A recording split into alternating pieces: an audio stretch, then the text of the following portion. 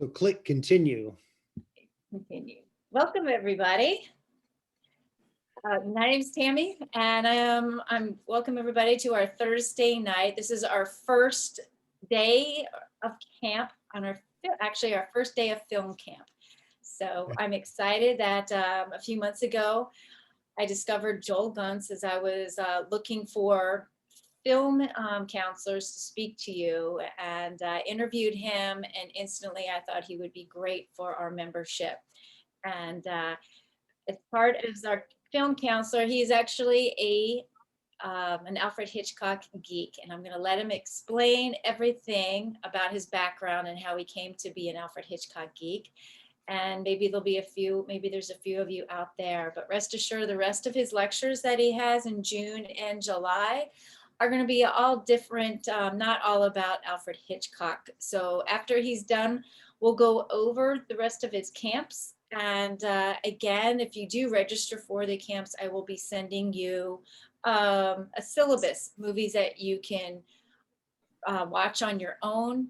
And then after, I'll send you a questionnaire or an outline of things that we covered. So again, it is important that you do register, and it's super easy. So if you have any questions, please let me know. And then I see that the Miss Judith is the one that's going to ask you a question, right, Miss Judith? You finished? Yeah. So I'm going to mute everybody, and Joel, take it away. Okay, well, first of all, Tammy, thank you very much for having me, and super excited to get rolling on this and get to know your members and talk about tonight, my favorite director, the most awesome director ever, I think. My background is, I'm known online as the Alfred Hitchcock geek, and I've been writing about him, blogging, making films about him for years now. And I discovered Hitchcock. In addition to that, I work in advertising as a writer and creative director, and that's how I make my living. And and then on the side, I do writing, I make films and other things, and that's more for love, not so much for money. But I discovered Hitch around age 12, like so many people do. And I heard that he, directed these dark, macabre films, and that he had he invented techniques about filmmaking that allowed him to manipulate what an audience was thinking and feeling just by the way he edited his films, or by the way he framed a shot. And I thought that was just really fascinating that he was able to do that. And so the first movie I saw was Rebecca, and just very quickly I fell down a rabbit hole. I was catching his movies whenever I could, getting books, watching documentaries. And later on, I fell amongst film scholars and professors who learned a lot from, and shared a lot of ideas. And so that brings us more or less up to the current day. Want to really quickly plug, in October, I'll be co-hosting the first HitchCon. It's a conference dedicated to Hitchcock studies. And in fact, it'll be an entire weekend dedicated to the theme Hitchcock's Lessons in Love. The title of the conference is "What's It All About, Alfie?" Hitchcock's Lessons in Love. So I'd love to see some of you there as well. But the one thing that hit me, when I'm going to go ahead and take over the screen because I got a few slides to share. When we think about Hitchcock, I think most of us think of thrills and chills. We think of him as the master of suspense, master of the macabre, master of murder, mayhem, intrigue, spy versus spy, crime and punishment, humanity's darkest impulses. And that's all true enough. That's the stuff that gets the box office razzle dazzle, gets the butts in seats, as they say in showbiz. But from the first movie that I saw, Rebecca, I didn't think it was that scary. In fact, to me, it was just a romance, a melodrama. You had Mrs. Danvers, she was kind of creepy. But other than that, it was just, I loved the movie, but it wasn't that. And then I saw some of his other films shortly thereafter. And yes, they had some suspenseful climactic moments, but for the most part, they were just, people going along. And, so from age 12, I felt that his movies were really far more about romance and melodrama than they were about, you know, uh, thrills and chills. So that's me at age 12. I've just seen my first Hitchcock movie. No, I think I'm 13 there. So maybe, I've got a few under my belt at that time. But the first movie that I'd like to talk about that I'd love for everyone to walk away from this talk tonight convinced along with me that he was the master of romance, that his films were really about love, the travails of love, and how do we manage our love life, whether it's in a marriage or in a family or whatever. And so my first, you could say, case in point is The Man Who Knew Too Much. Came out in 1956. And we know what this movie is about. It's about a family, the McKennas. They go on vacation in Morocco, and they're just a happy family unit. That's Joe McKenna and Ben McKenna, played by Doris Day and James Stewart, and then their son, Hank. And of course, soon enough, Hank is kidnapped. Their family is blown apart. And more importantly, to the point that we're making here, is their marriage is also pushed to the breaking point. And so the plot of the movie is all about spies and international intrigue and how they're going to get their boy back. But the story of the movie is, it's really a marriage story. And so, and it starts with the title, The Man Who Knew Too Much. It's got a double meaning. So of course, someone who knows too much, amongst gangsters is, they're going to get their throat slit. But the second meaning has to do with the James Stewart character, Ben, who is a doctor, and he thinks he knows what's best for his family. He's afflicted with what I like to call the MD-ity complex, the doctors who think they're God. And the problem in this particular family is that when their boy is kidnapped, then not only are they under stress, but it also tests their marriage and it opens up old wounds. So for example, the Doris Day character, her character plays a singer who was forced into retirement when after her son was born, she had to stay home and take care of their son. And her retirement from the stage is a sore point in their marriage. She thinks they could find ways to work out some compromises so that she could do what she loves and be fulfilled as a wife and mother. But the man who knows too much, her husband, doesn't think so. And so in effect, he has silenced her from expressing her art to the world. And so later on, case in point, he discloses to her that her son has been kidnapped, but before he tells her, he makes her take a tranquilizer. He tranks her up so that as he's telling her that her son is lost, she's going into hysterics, but then she's falling asleep. In other words, he has silenced her, just like he's been doing throughout their marriage. And so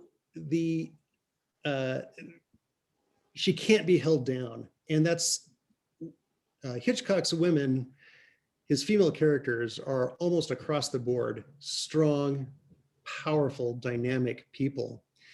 And so later on, they're trying to find their son. And here's a screenshot of her at the Royal Albert Hall making her debut. And she has noticed that an assassin has poked his gun out from the curtains and he's getting ready to shoot an ambassador. And in order to avert that crime, she does the only thing she can. She uses the most powerful muscles in her body, her voice, to scream out loud, and avert the crime. She cannot be put down. Later on, at the climax of the film, she sings "Que Sera, Sera," belting it out as loud as she can because she knows that her boy is upstairs and can hear it. And she's doing the only thing that she knows to do to form a connection with him and save her son.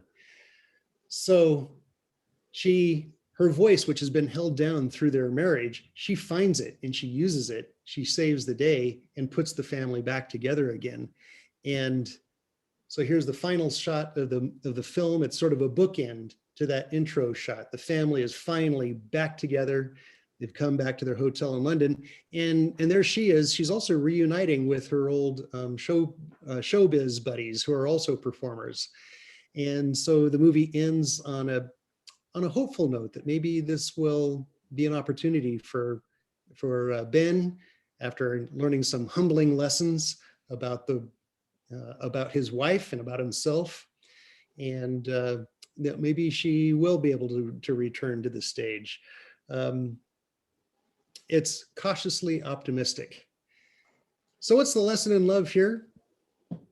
Stop being a know-it-all. Listen to your partner, right? So the next film is North by Northwest. And who was it? Somebody saw this on opening night or saw it when it first came out. Just raise your hand. Yeah. So this is another film that, yes, it's about Cold War. It's about espionage, spy versus spy. But really, I believe that this is also a movie about love and marriage. So there's Cary Grant. He plays Roger Thornhill, and this is the opening scene, and he's an advertising executive, and he's stepping off the elevator, and he calls out to his friend to his right there. He says, "Hey, say hello to your wife." And he says, "We're not talking right now." Opening lines of the movie are a dig at marriage. And then right after that, he's walking, they're going to hail a cab pretty soon, and he's dictating to his secretary there on his left. And he says, to send candy to one of his many girlfriends that he's got. He says, "Send her that candy that's wrapped in gold because she'll think she's eating money." And so this is a guy who's successful materially, but not successful in love, and kind of a child about it. He's still a playboy. He's got a lot to learn if he's really going to find love. So we know what happens. Mistaken identity occurs. He hops aboard a plane, the 20th Century Limited, from New York to Chicago. And lo and behold, he runs into Eva Marie Saint, who plays Eve Kendall. And she's an interesting character because is she a femme fatale, or is she his one true love? And she's kind of both, because after all, she does send him off on a caper that was supposed to end in his death in that cornfield with that crop duster. But of course, she's also fallen in love with him. And again, she's a fantastic example of one of Hitchcock's many, many strong women, because at first we understand her to be, kind of easy. Then we find out that she's the enemy, but then we find out that she's actually working for the US government, and she's embedded, you could say, with the enemy to try to subvert their, enemy plans. She's put her life on the line to serve her country. Strong, strong person. And so Cary Grant, he's got a lot of growing up to do. That if he's going to land this awesome woman in his life, he's going to have to grow up. And he's going to have to show courage that he hasn't shown before. He's going to have to take risks that he hadn't shown before. So, but he does. And as a result, not only does he's saved the country, saves her life, but he gets the girl in the end. And of course, there's the famous final shot of North by Northwest, that as the two are consummating their marriage aboard that train, then you've got the train entering the tunnel.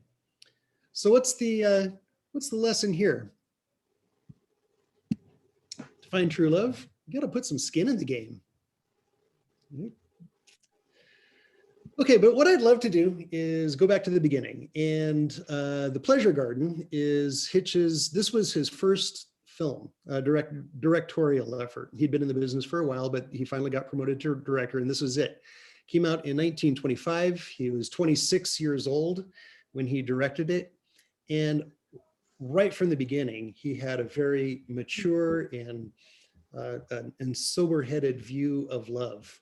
This is an age when people are just, directing light fare, but he went deep right out of the bat. And this film, all of his obsessions and preoccupations for the next half century are all packed in here. It's almost like this is his, his manifesto, his preview of coming attractions. For example, opening shot, spiral staircase. So you got spirals like you would see later on in Vertigo, staircases as in Psycho. You've got, it takes place on the stage, and you got these, ideas of theatricality and appearances versus reality, which is a theme that occurs over and over again in his films. You've got themes of voyeurism. Here's a precursor to L.B. Jeffries of Rear Window. And finally, you've got the beautiful blonde, and who seems unattainable and too beautiful to be captured, but eventually she's brought to earth, and she does find true love, just as in 39 Steps, and again, dozens of other Hitchcock movies. So this is the film it's basically a love story. And it's a comedy of errors, and you can look at it as if it were light. But one of the themes is, should she marry for love, or should she marry for money? And she falls in love with a wonderful guy, but is soon distracted away from him by a prince, an actual prince. In 1925, they still had those. And so she shacks up with the prince, leaves her true love behind. Bad things happen, and even somebody dies. And what I appreciate about this movie is that even though it's directed by a young man, it's his first film, it doesn't pull its hand back from revealing the cruelties of love frivolously executed.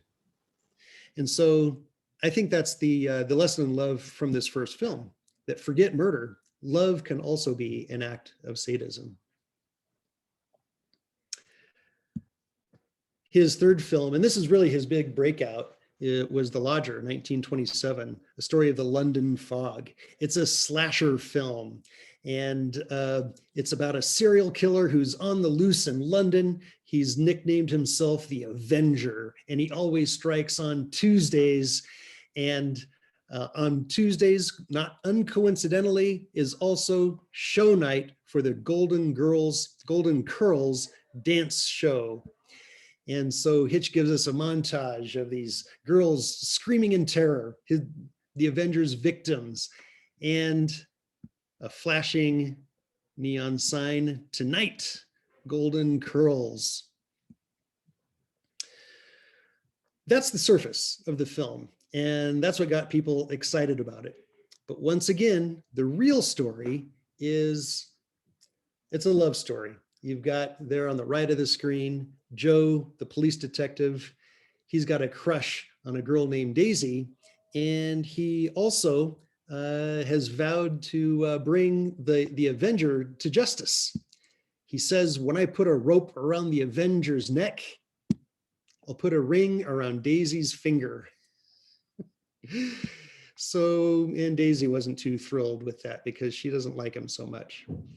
But then right after he says that, well, the lodger shows up, Ivor Novello, and he's looking for a place to stay. And Daisy's family runs a boarding house, so he comes to stay there.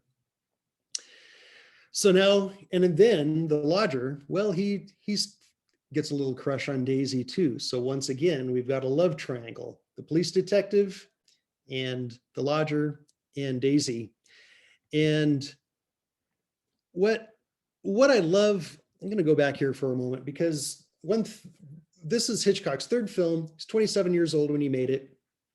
And this gives us some insight into how he conceived a complete film. So the story is about a love triangle, and he took that idea of a triangle and created a whole visual design around it.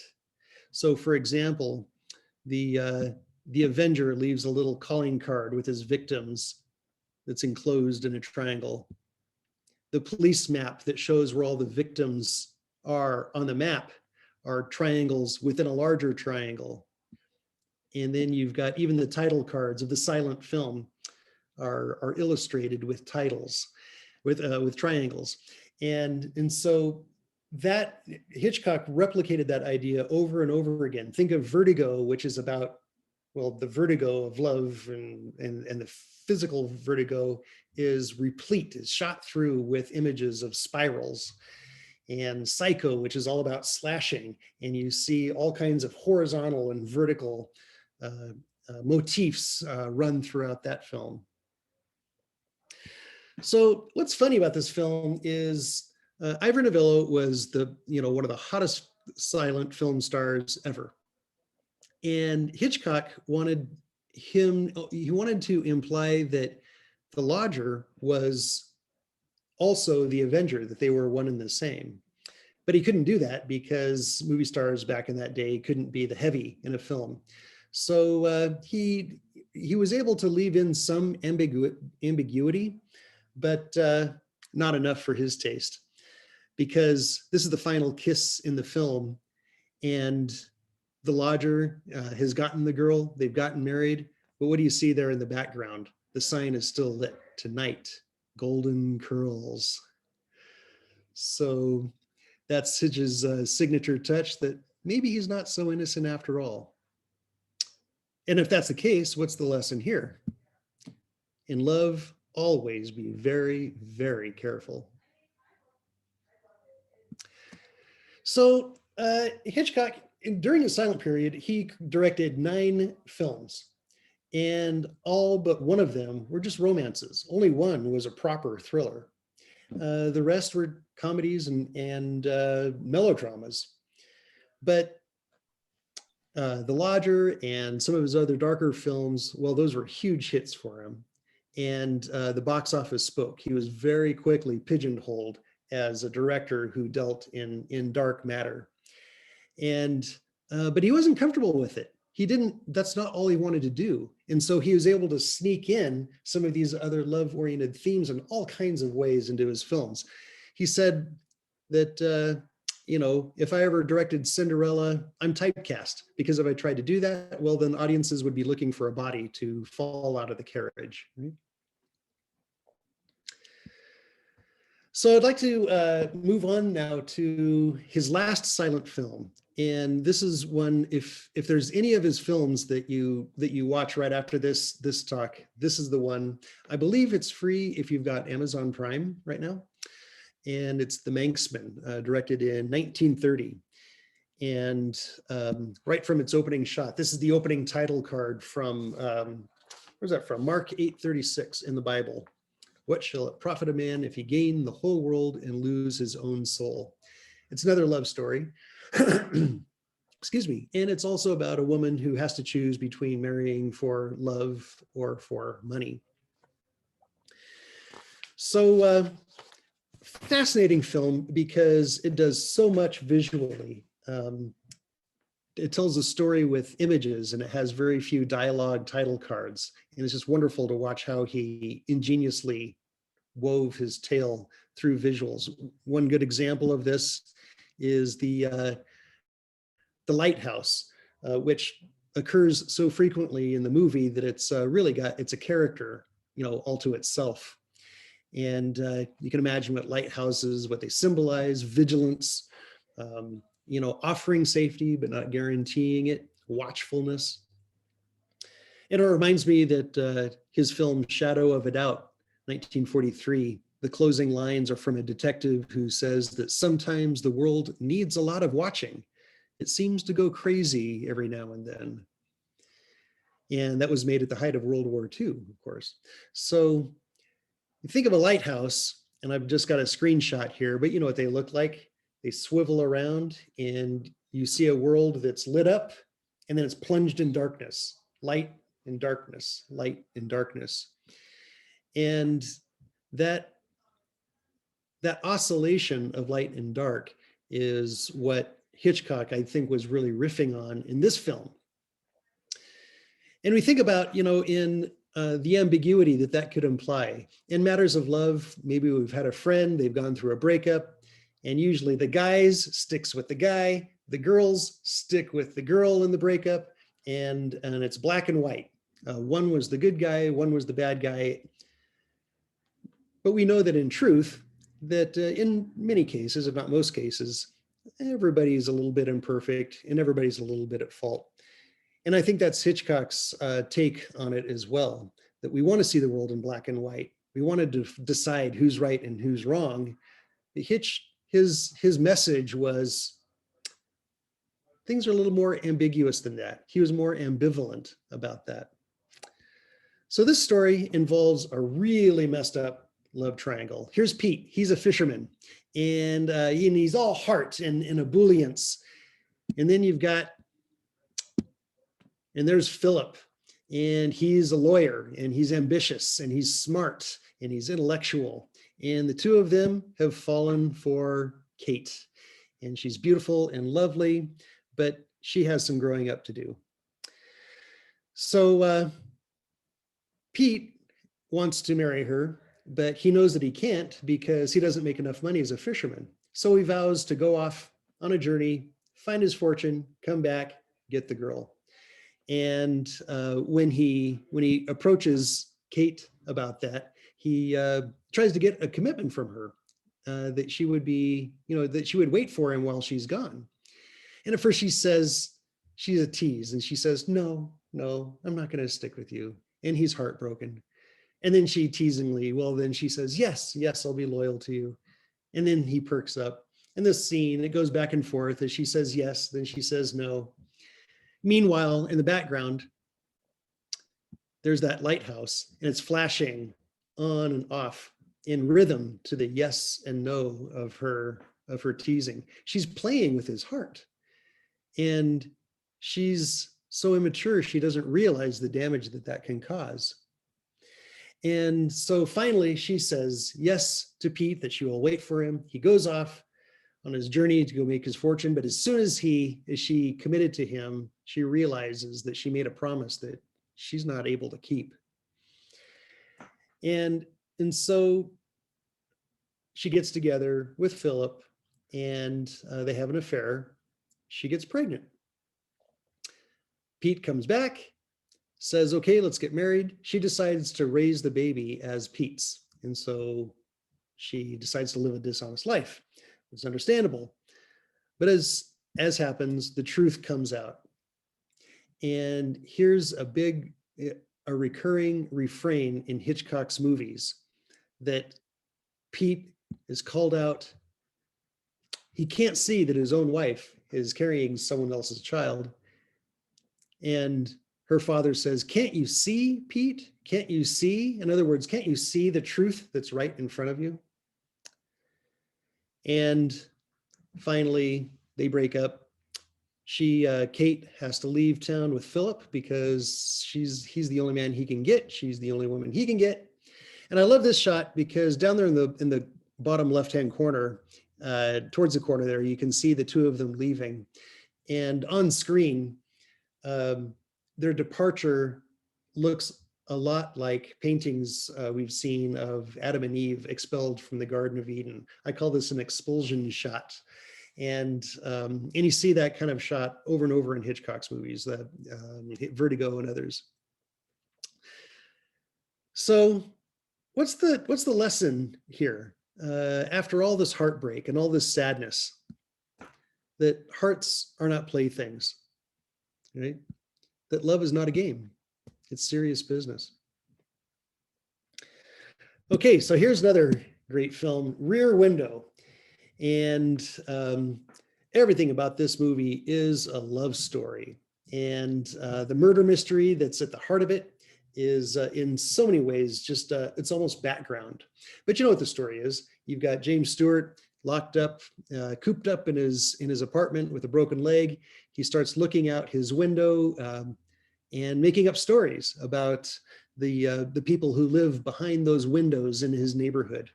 Of course, he sees one window that leads him to believe that a murder has been committed. But what I'd like to focus on right now are all those people that live behind those windows, all those little stories that he's made up. Because it's been observed that each of those vignettes are projections of James Stewart's, L.B. Jeffries' own fears. For instance, you got this middle-aged couple sleeping on the balcony, and there's nothing wrong with them. They seem okay with each other, but about the best thing that you could say about the relationship is they've stuck it out. And so that could be one fear that he has, that if he marries the lovely Grace Kelly, Lisa Fremont, that they'll do okay, but that's as far as it goes. He sees Miss Torso down on the first story, and she's a dancer, and she dances around her apartment, and she's lovely, and she's beautiful, and she's sexy, but she comes across as frivolous, not someone to settle down with. It's possible that he imagines that she's a lot like his own girlfriend. Then you see the composer right above her, and he's been working on a song through the whole film, and he's a bachelor. And it seems as if he's more committed to his art than he is to getting married. So maybe he's a committed bachelor, and maybe James Stewart looks at him and says, well, I'm a photographer. Maybe I'm just destined to become a bachelor. Miss Lonely Hearts, who fears that she'll never find a man. And finally, the Thorwalds, who have a marriage that's gone truly ugly, right? But one thing that we don't see among all those little characters is one thriving, happy couple who just enjoy being together. And the way that I like to see this is that maybe that's an opportunity for the stars of our movie. Maybe they can fill in that blank themselves by having a marriage that's thriving and lovely. So you can understand these are natural fears that a person would have. But again, with James Stewart, for all the use of his eyes and the looking out of his rear window, he fails to see Lisa for who she truly is. And so it's that failure to see once again. And his fear is that she doesn't have what it takes to follow him around the world as an adventure photographer. He thinks that the glamorous fashion world that she inhabits is too delicate for the life that he leads. He doesn't realize that maybe she works in a jungle as well. And so as she gets drawn into this mystery of who these Thorwalds were and was a murder committed, we see her show real initiative and courage and a taste for danger. She has a real cunning and a healthy intuition, and she follows up on that, and she risks her life. And it's at that moment that James Stewart sees her as someone that he could really partner with. So we know how the movie ends, and that Lars Thorwald is brought to justice, calm is restored to the neighborhood, and all these stories resolve. Miss Torso, who seems so frivolous and not the marrying type, well, she finally brings home Stanley, her fiance, who loves her as much for her beauty as for her refrigerator. The Thorwalds leave a blank space behind, kind of appropriate. And look at that, Miss Lonely Hearts and the composer got together. And so that's a hopeful scene. And I love the hope that this movie ends with. Finally, we see that the Grace Kelly character, she's adjusted herself to accommodate James Stewart, although it's James Stewart who's done the real changing, seeing her for who she is. And so it's the lesson in love there. Once again, is we've got to see our partner for who they truly are. But then it's a little bit open-ended. because as soon as she sees that he's fallen asleep in his wheelchair, she puts down the book about the high Himalayas and starts reading her fashion magazine again, as if to indicate that maybe she's not so on board with his life as we might think. So we don't know how their marriage is going to turn out. We have hope and we want it to turn out good, but they've got some work ahead if they're going to make this thing stick, if they're going to make it work. So maybe the lesson there is that to be open to couples counseling. So I'd like to finish with one final shot. This is from Vertigo. And this is at the very end of the film. James Stewart has turned Judy, Kim Novak, into his ideal woman. He's been blinded by desire. And he's helping her put her necklace on, and he's fumbling with the jewelry that's a clue to murder, a clue to her true identity. He can't put it together. And she looks at him in the mirror and says, can't you see? Can't you see how to put my necklace on? And it's at that moment that he looks at her necklace and he realizes that he's been lied to, that the jig is up, that she's been a fraud, and that he's been manipulating her. And so it's that failure to see that once again doomed their relationship, and of course doomed her life. And so that film, like this talk right now, ends on a dark note.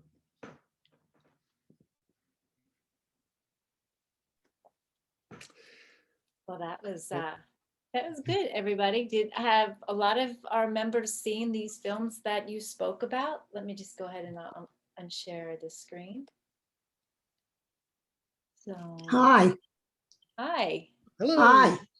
Just Howdy. say Hey, yes. hi. That was wonderful. Thank you. Wonderful. It's just that I never associated Hitchcock with the lessons in love angle. It was always the suspense of the movie. Now, I was at the Derby restaurant out in California at one time, the Brown Derby. Oh, And sure enough, someone at our table went wild. They said, look over there. And there in the booth, at the edge of the booth, sat Mr. Hitchcock. oh, It was like it was not real. It was a typical silhouette poster staring you in the face. I don't think he moved throughout the whole dinner. A black suit, a starchy white shirt, and I don't think he moved. This big creature just sat there. Well, our table went wild. We never expected to see him there. However, I was under the impression that he actually was not nice towards his leading ladies. They said, in fact, he abused some of his leading ladies, and his wife was aware of that too. And it's amazing. I feel that I didn't think he was capable of such love that he put into his films, because he knew how to express himself in the films. Yeah. There's yes, that's been said about him. After studying this from many angles and also being acutely aware of where we are at in history right now, this is a delicate subject, but my position is that the accusations of abuse are not founded. And it's not to say that he was, it wasn't a saint. He needs no defending, but the accusations primarily come from Tippi Hedren, who starred in The Birds and Marnie. Right. And putting this into perspective, he worked with dozens, if not hundreds, of female actresses over 55 years of filmmaking. And exactly one person came forward to accuse him of wrongdoing. And I think that says something right there. Secondly, she's changed her story quite a few times. She's embellished it over the years. And, she's also been caught in a few dishonesties over it. So, but it's complicated. I wasn't there, so I can't No, say sure. not that important. His Wonderful movies outweigh everything. Thank you very much. I love the discussion. Very nice. So nice to meet you. Now, Miss Eleanor, I don't know if you're back yet to ask your question, but does anybody else in the meantime have a question, or does everybody understand the lessons? There were a couple that I wasn't quite sure about. So hard that I can't hear anybody like saying, oh, that's a great lesson. Did anybody have any questions about some of the lessons? There won't be a test. Any, feel free to speak up. Mrs. Merle, No, thank you. you're okay. So now, how about Alfred's, Hitchcock's own love life? What was his all about? So actually, that's funny because that sort of piggybacks on the phase question. So he married his wife Alma at age 26. She was another powerhouse woman. She came from a theatrical family, and she was a writer and an assistant director at a time when women just were not writers and assistant directors. In London, in the London film scene. And he fell in love with her, but he was just a set designer and a production designer, and she had a higher rank than him. So he wouldn't ask her out. And he didn't ask her out until he finally became a director and had had a higher position than her. But so they got married in, I want to say 1927. And they remained married until his death in 1980. And they were partners in crime. So she co-wrote his screenplays in the beginning until he moved to America, and even after they moved to America, she continued to have Hitch wouldn't make a move on a movie unless she gave it the thumbs up. She gave it her okay. And she was smart. And so people have said, I think it was Francois Truffaut said that in the making of a Hitchcock movie, there are 4 hands. 2 of them were Hitch's and 2 of them were Alma's. They worked together that closely. And so, and that's why the films have so many strong women, is because she herself was strong, and you can see her character in a sense on screen. She's reflected on screen. So, Yeah, there's always a woman behind the man, right, everybody? Yeah. Yes. Eleanor, I mean, Judith. Yes. Okay. Unmute yourself, Judith, and ask your question. I know you've been dying to ask it all day. I don't have a question. I need to comment on Rear Window. I adored it. I could go back and watch it. It was scary and haunting, and I think it was the best. Yes, he created a wonderful movie. Yeah. And here I thought you had a question at lunch today for him. Remember with a little trivia? Now, what was the question? Do you remember? What? Like 12 o'clock today when you came off from playing golf, that you had a question for him with the ladies, but oh well, you have time to remember it.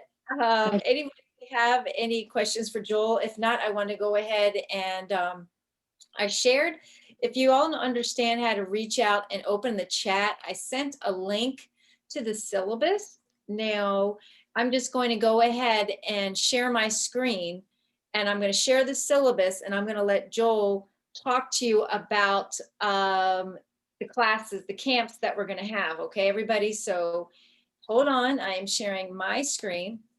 Okay. And now you should see our syllabus. Okay. Nice. Yeah. Gleneagles summer camp. So Joel, if you want to go through and just talk about the upcoming ones that we have. Yeah, Sure. Okay, I think I'll open that on my desktop so I can see it a little easier. Okay. You could. All right, yeah, so the next one is, June 24th, Frames Within Frames. So movies are famous for being shot in big, broad, fancy outdoor locations. But there's a tradition of making movies where the entire movie takes place in a single location. And so Rope takes place in an apartment. Dial M for Murder takes place in an apartment in London, as does Wait Until Dark. Lovely movie. Phone Booth takes place almost entirely inside a phone booth. Mm. And Michael Haneke's Amour, which just came out a few years ago, also takes place on a single set. And the father, as is the father, that starred Anthony Hopkins just this year, that was up for an Oscar. So what is it about these films that what is about these directors that want to shoot a film in a single location? And then how do you do that without without losing visual interest? And so that'll be a really fun one to talk about. The next film is They don't make them. They Don't Make Them Like They Used to. So that's a question I ponder, because I love classic film and I love old movies. I love silent movies. But what does that mean? We'll never have a Cary Grant. We will never have another Grace Kelly again, for sure. They were one of a kind. But does that mean that we, what can we say about actors who are currently working? And what can we say about movies that have been made more recently?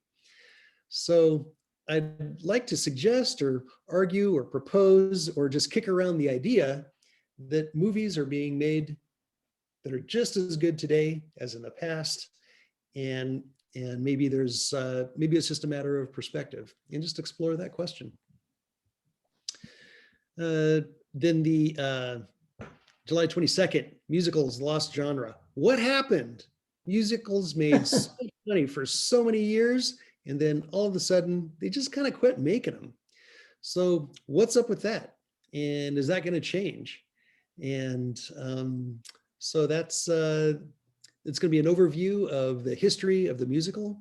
And then we're going to take a look at some musicals that have been made more recently and see what the future maybe could hold. And finally, in August, we don't have the date nailed down yet, but it'll be an overview of Coen Brothers movies. And I think that's a great, They're the greatest to come. yeah, right? I think that's a great bookend to this, because the Coen Brothers are so modern and so fresh, and yet their films are deeply rooted in classic film. And they are classic film nerds and geeks, bigger than I They am. are nerds and geeks. So that'll be what that's all about. Yep. Right, so thank you. So that's just our syllabus now. Again, I hope everybody knows how to register. So when you do register, I will email you the syllabus, but I'll also send out an email, and probably I'll do it. I'm sure I'll have plenty of time in my busy schedule to send out an email tomorrow to the entire membership, and look out for that. And I'll have a link to his syllabus, and then also a link to his lecture that we had tonight. So with that, I'm going to stop the recording. Doesn't mean that you all have to drop off. So we'll stop the recording.